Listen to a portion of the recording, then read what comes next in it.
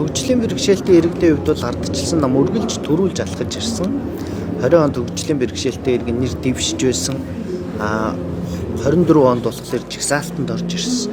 За энэ нь өөрөө яасан бэ гэхэлэр жигсаалтанд хамгийн түрүүнд 3-т хөгжлийн бэрхшээлтэй иргэнийг оруулсан. За энэ утгаараа ер нь ардчлал гэдэг бол хүний эрхчлөөг дийдлэх нь хамгийн чухал байдаг. Тэгээд одоо нэг сайхан мэдээ дуулгахад ардчилсан намын дэргэд одоо ардчилсан залуучуудын холбоо, ардчилсан эмэгтэйчүүдийн холбоо гэж байдаг бол яг тэр шиг хөгжлийн бэрхшээлтэй иргэдийн холбоо байгуулж байна. Харьяа байгууллага. Ингээд харьяа байгууллага нь 5 болж өргөжлөө.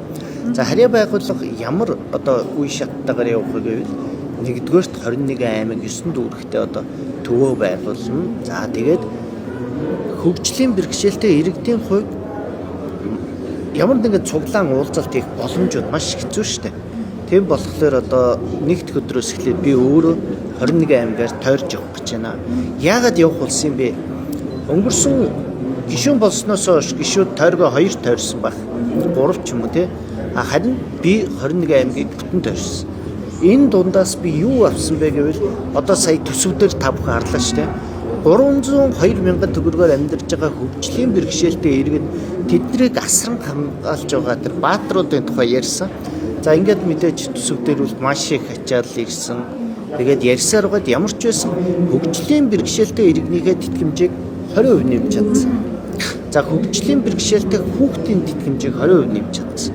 За харж байгаа асран хамгаалагчид болон хүн дэлбэрийн хөгжлийн бэрхшээлтэй хүүхдийг харж байгаа асран хамгаалагчид 8.6% нэмж байгаа. Анх ороогүйс хэрүүлж байгаа 6 болгосон шаардлага тавьж уйлахаас бусдыг хийлээ. Үнэхээр тэгж явсаар гол 8.6 тал нь 20 боллоо. Гэхдээ энэ тэмцэл маань дуусаагүй. Одоо 21 аймгаар тойрхолоор тэд нартай уулзахлаар яг бодит байдал гардаг. Би өөрөө шийдэх боломжгүй шүү дээ. Би үл тэрэгцрийн тусгай хэрэгцээтэй. Тэгэхэд би харааны болон сонсголын бэрхшээлтэй, оюуны бэрхшээлтэй хүмүүсийг ойлгодог гэхдээ 100% биш. Тийм болохоор энэ миний Монгол улсаа тойрж байгаа 7 дахь аялал болж байна. Тэгээд маш хэцүү. Гэхдээ яг газар дээр нь очиж ижил тэр хүмүүсийн гол юм гарч ирд юм аа. Тэгэд ардчилсан нам одоо дэрэгдээ байгуулад ингээд хөгжлийн бэрхшээлтэй иргэдийн холбоог яг байгуулж байгаа.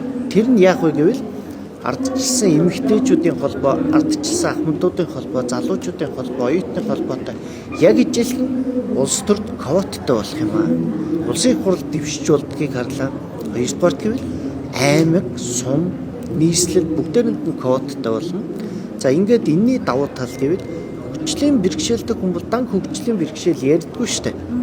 Одоо би бол саяны тэтгэмжийг ярьсан. Өнгөрсөн жил би яваад хүмүүсээс юу ойлгосон бэ гэвэл хөдөлмөр эрхэлмээр байна гэсэн.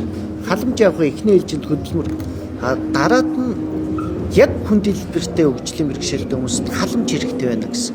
Ингээд энэ асуудлыг шийдэх гэж ардчилсан нам угаасаа анхнаасаа л төрүүлж дүрмэндээ оруулж өгсөн.